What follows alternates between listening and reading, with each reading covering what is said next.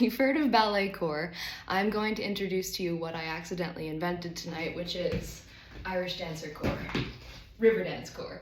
The fact that I thought dock loafers would help to not look like a step dancer, and literally, it's like the hard shoe. So I am on my way to see Cailín Ciúin, The Quiet Girl, which is an Irish language film nominated for an Oscar this year. I'm going to see it screening at the Angelica Film Centre. My Irish teacher, Cuiva, is actually moderating the chat and discussion with the director and cast, so I couldn't be more excited. However, I think I was a little tad overzealous, so I might change.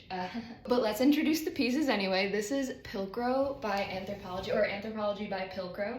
I absolutely love it. Mock neck, mock Aaron, mocking myself for this aesthetic. This skirt is embarrassingly Forever 21. I got it when I was a teen. Tights are Capezio dance tights. What else? What I love about these shoes that I didn't quite show last time is that they have this ribbon tie, which is pretty feminine, and this platform. This is pretty hilarious stance.